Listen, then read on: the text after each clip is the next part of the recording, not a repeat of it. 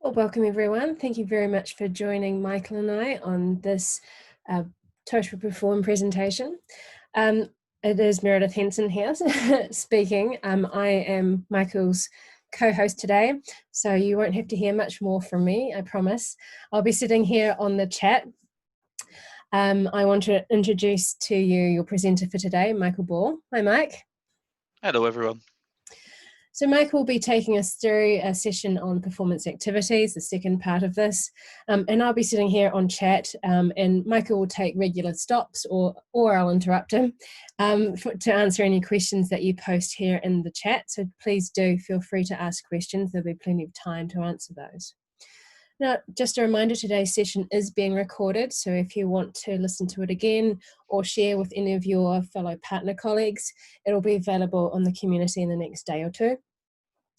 Another reminder also that this is a partner exclusive webinar, so we ask that you keep this within your peers and colleagues within your partners.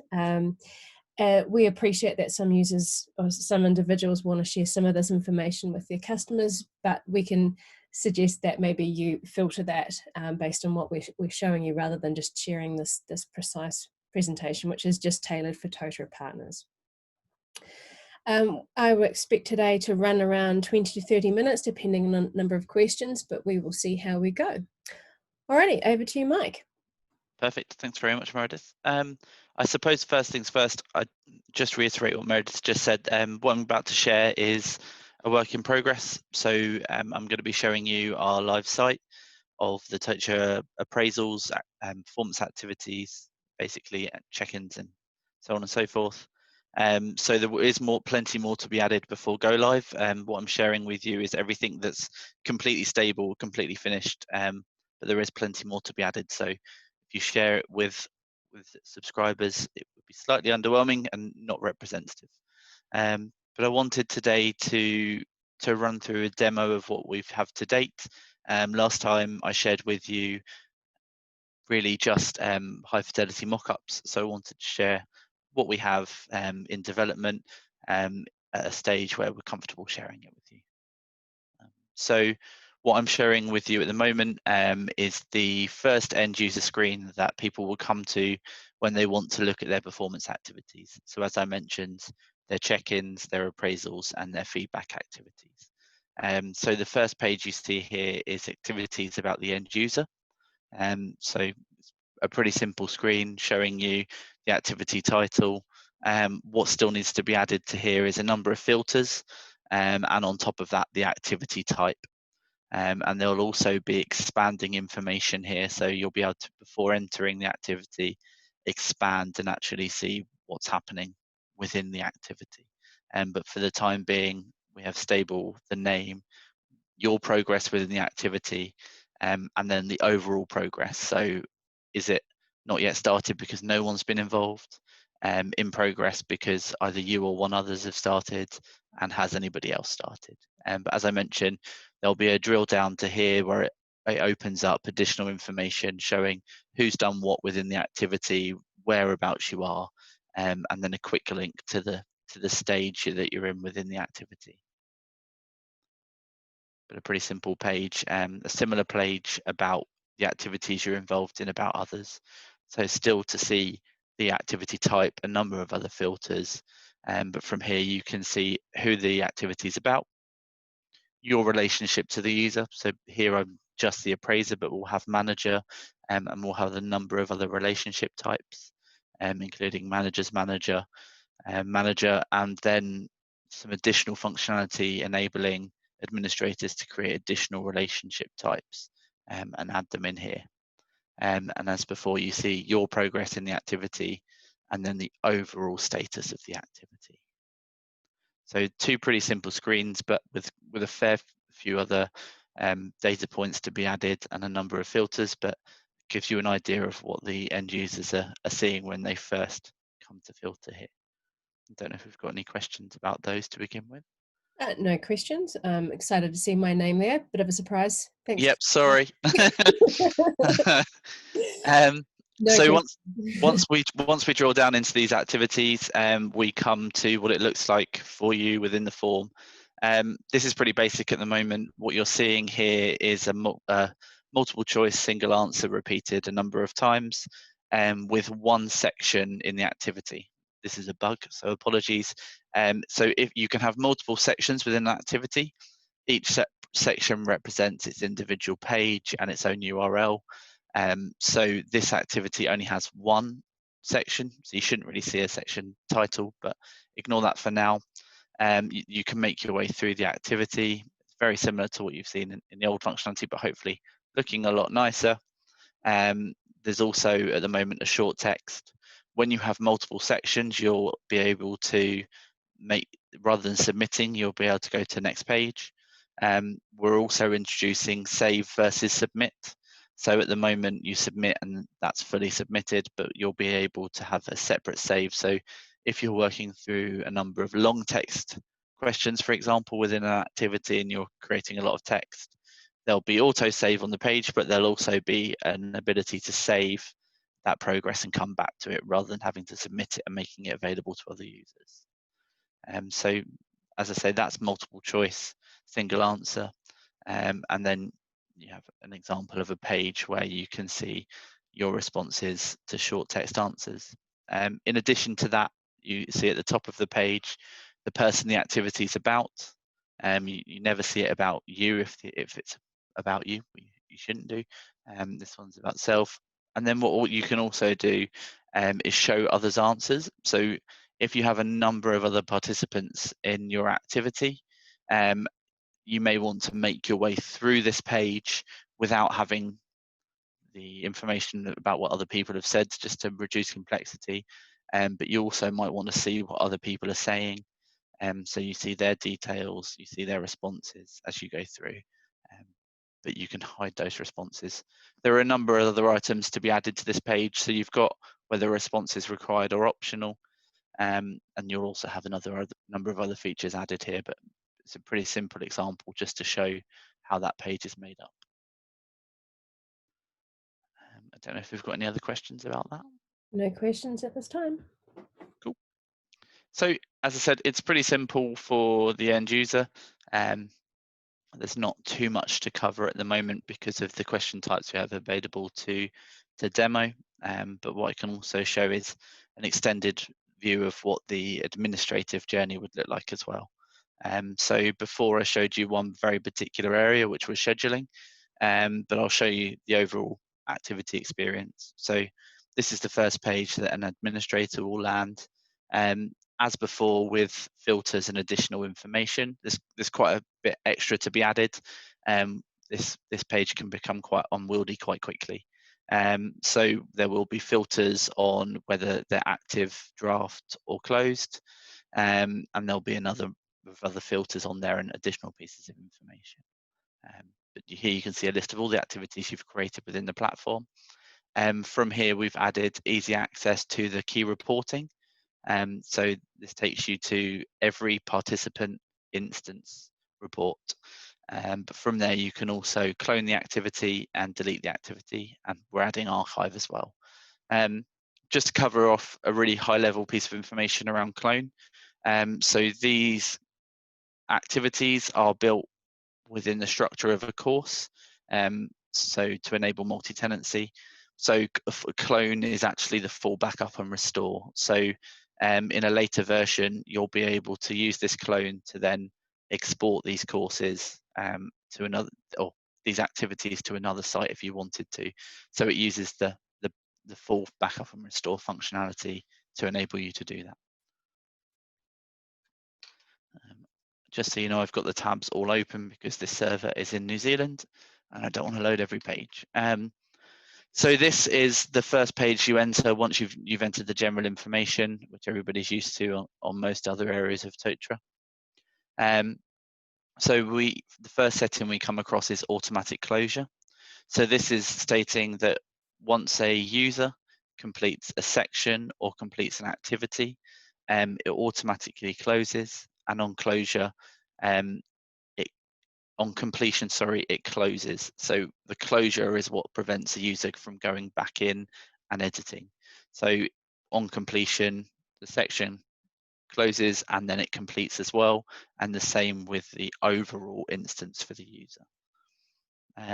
We can either enable or disable multiple sections. So the sections that I showed you before, you can either have one section as those did, or we can confirm that you move to a multiple section activity. So what we're really trying to do here is keep the interface as simple as possible for the key user use cases. So most activities with check-ins and with feedback activities are usually one section, and it's usually only the appraisals that get more complicated and have different pages for different sets of questions. So we're keeping the user interface as clean and as clear as possible until you want to enter a world where you're adding lots of these different sections. So you can add multiple sections.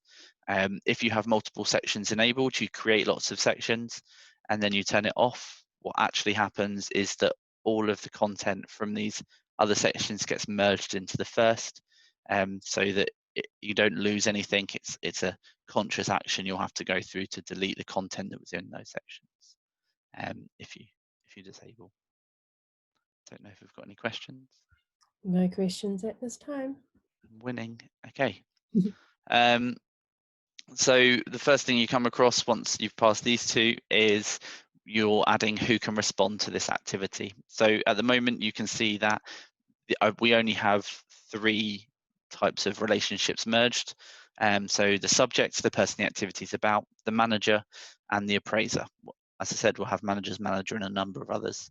And once you've added them, you can set whether they can see other people's responses within this section. So if I had multiple sections, I'd have to repeat this activity over and over. You can see that it's disabled at the moment because I have everybody, but once I delete them, I can add additional. Again, that's really just dropping down into trying to clear the interface up so we have a more modern admin interface, and it's a lot easier to navigate. Michael, I have a question for you. Okay. David, hi David. David is asking, do you have any examples of reporting, e.g., is there any overview report for what people have submitted? So is that to the particular questions, so the questions and responses, or the have they done the activity at all? Questions. Questions. So we're still building the questions.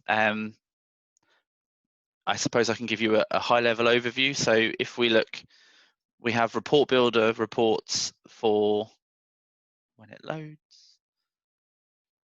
Bear with me 2 seconds. Maybe it won't load.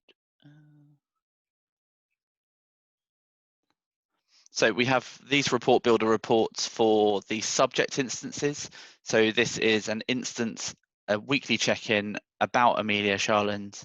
It was created on this date, and then we can drill through to whether, and we can say it's not started, and there are another number of other columns you can track, whether they're overdue, so on and so forth, and then you can drill down to see if the people that are engaged in that activity, what their relationship is, whether they've started or not. So we have the activity tracking, but we haven't yet built, well, actually, that's a lot. We haven't finished building the response reporting. So the response reporting is being built outside of Report Builder. So I think when you look at the old appraisal reporting and you look at the question responses, it evidences that dynamic nature of those responses is a step too far for Report Builder. So we're actually taking, I think, one of the first features in Totra to move away from Report Builder, and we're enabling aggregation of content, so giving averages of responses for the right question types, concatenation of responses as well. So that's going to be kind of the last thing to be finished, I think. But yeah, there's a lot more detail coming out of the reporting on question responses. Awesome, Dave says thanks. Cool. So once we've moved beyond adding who's going to be involved in this particular section, we can then go into adding the content, so what people are going to be responding to. So we always get a high-level overview of the types of questions that have been added. So we've got 3 required questions, 2 optional, and no other content element types. Other content elements are going to be things like page breaks, line breaks, so the type of things that control what the page looks like rather than the questions. So we're splitting the admin experience up for that. So if we go to edit the content elements, this first section, what you see is the questions that are already on the page. What we're trying to do here is represent what it would look like for the end user. So the administrator has a partial preview of the form that they're building, so they can see the experience that the end users are going to have. It's not that great to represent it here because we've only got 2 question types. But we can add additional elements, or we can click on the elements we've already got. We can make amends, and we can say whether there are responses required or not. And it's pretty simple, but it's really paying a lot more attention to what it looks like for the admin, and what the admin can see the end user is going to experience, if that makes sense. So at the moment, as you can see, we've only got 2 element types.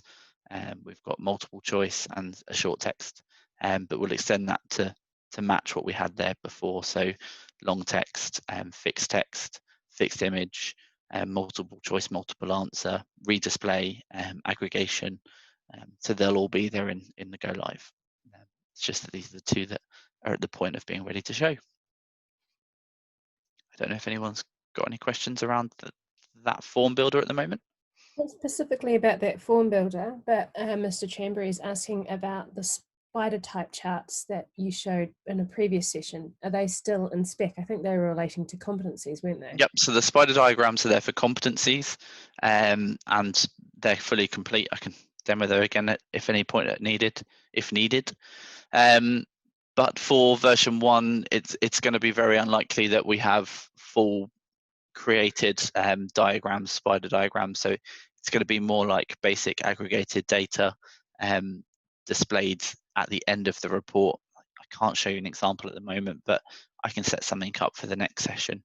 But yeah, so it'll be concatenated or aggregated data, but not pushed out into the new form builder. There's some technical reasons for that. Charts.js doesn't offer all of the types of charts that we would need to do that. So there's going to be some custom outputs, but we are working towards that end goal of being able to push that out into those for this as well. Great. Sorry to ruin your flow on. Good. I'm running too quick, so it's always good to be interrupted. And then quickly, I'll show you the work we've been doing on assignments. So previously, all I showed you was mock-ups for this, but the mock-ups I showed you are fully built now.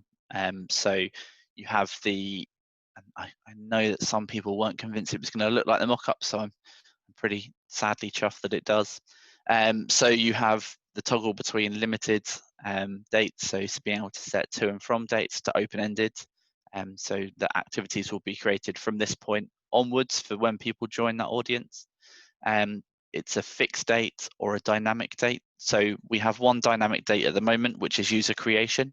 It was the simplest for us to build, and it tested our designs, but we're in progress of building additional dates that were with drop downs. So you'll be able to select, this design's going to change slightly to become a bit more dynamic, but the user creation dates will be based off of completion of a previous activity, custom fields, and we're also building anniversary of. So you'll be able to set a dynamic date, which is, for example, the anniversary of somebody's start date, to add quite a bit of additional flexibility to that. Then you can set whether the activity is created once off, so users receive a maximum of 1 instance, or whether it's repeating, and the rules that sit behind that repeating. So every 4 weeks from after the creation of the first instance or the previous instance, when the previous instance, I can't say that word apparently, is complete and created more than a set period of time ago,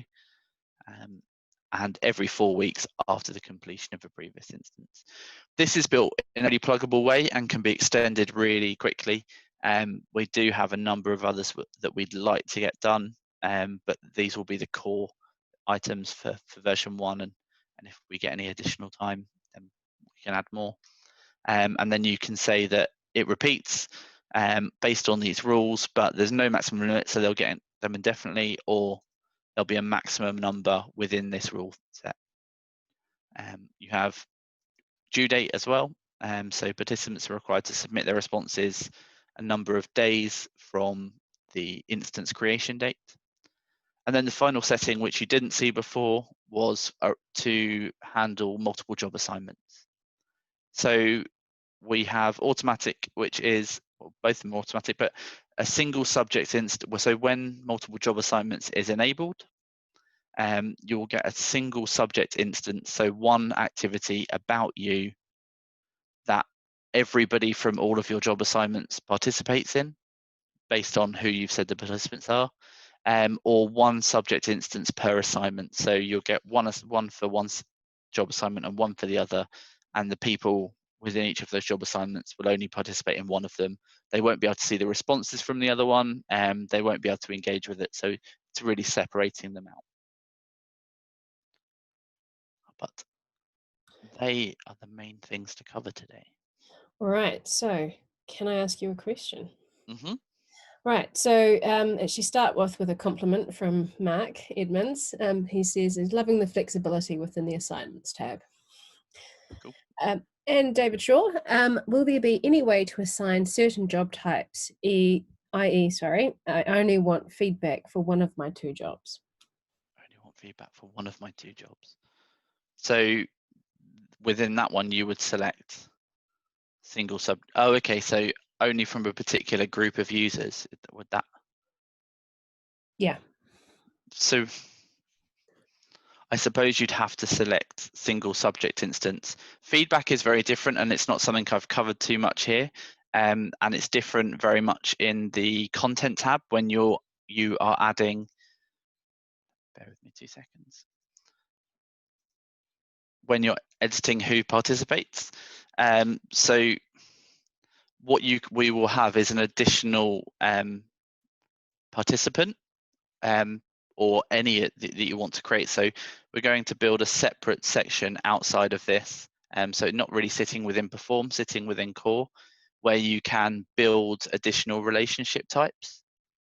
So one might be feedback relationship, and then it's set that the user populates who is giving feedback for that. So that would partially cover that. But I think really what eventually we need to extend the page that I was on so that you can add a different outputs of job assignments, because they're the two basic really. We also have we want to add the option before go live of the user selects which job assignment it's related to, and that's one of our stretch goals. So one of our stretch goals is to enable the user to select who participates. So the answer is yes, but it is a stretch goal. Okay, that's long-winded ask. So that's it for questions for now, but do post them there in the chat if there's anything you guys want to ask. So just quickly to cover my second slide, which is all I really have else. So there are some there's a lot more to cover than this list, but most of the other items are much smaller. So we're building the additional question types that I mentioned, and being able to set all responses as anonymous, being able to add external respondees, so them getting a key to enter the system basically and giving one-time feedback. Manual selection of additional relationships, so being able to create a different relationship type, add it to the activity, and then the user being forced, or their manager being forced, to select who other people are that fill that relationship. A really big piece is the manual reopen and close of an activity. So being able to say that we don't want you to complete this section because you're off on long-term sick, for example, and a manager or administrator being able to come in and close that section, push it forwards, or you being able to say, actually, this is closed and I can't edit it, but I've made a mistake following a conversation with your manager, for example, face-to-face, and then being able to go in and reopen that, which is a big problem in the existing platform. Additional dynamic triggers, which I mentioned, so completion of other activities, custom fields, and then the question level response reporting that David asked about. So they're the big key areas that we're still in development of, and there are quite a few other like smaller tweaks to the interface and the functionality.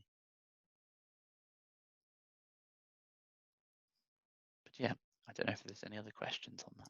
No questions? Richard says he likes the job assignment bit. And I suppose just to highlight that the job assignment piece covers 2 of the major use cases, but we're fully aware that every organization, especially when it comes to compliance related things like your performance and review, your annual appraisal, have very different needs. So this is all built in a very extensible way, so it should be quite easy for partners to develop, to add additional functionality in a way that doesn't touch core code and doesn't cause problems. But yeah. Any more questions for Mike before we call it a day? Let's give people a few more minutes to type. I feel like I've got off too easily. Don't tempt fate. No, I mean, I think you showed some great functionality. I think it's a credit. And I think we'll do another one of these, and there'll be more of these in the lead up when the functionality is close to completion. But yeah, I can carry on giving these demos as we progress, so that people see what's coming. Richard, not we'll leave that to Tasha. He suggested if you got off too easily, you can always demo Engage, but that is coming. We do look out for a couple of upcoming sessions on Engage and the MS Teams integration that'll be coming out soon. Worth a try. Nice one, Richard. Okay, well, I think Rickard says, hey Rickard, good stuff, looks good. So if there's no more questions, say thank you very much to everyone who has joined us today, and thank you very much, Mike, for your presentation. As again, we will be getting that recording up in the community in the next day or 2, once we've trimmed out all of the testing at the start of the session. Mark Edmonds is asking, would it be good to have some top-level functionality docs we can show to clients? Now that is coming. The marketing team working very, very hard on producing a range of collateral. The Academy team have also been developing a range of beta courses for you to check. So I encourage you to go into the community and check out some of the new courses that have been available and will be continue to be made available leading up to the release. And the help documentation is in process too, so that will all be available for launch. So you'll have support for sales, marketing, technical, and just functional information. So you'll be fully supported up until the release. In the meantime, there is a dedicated space on the Totara community on all information that is available now for 13. So do pop into the partner area and check that out, because that has links to the various resources that are already available. Alrighty, anything to add before we call it a day, Mike? Nothing from me, just thanks everybody for joining, and thanks Meredith. No problem at all. Thank you everyone, and I hope you enjoy the rest of your day. Bye-bye. Thanks, bye.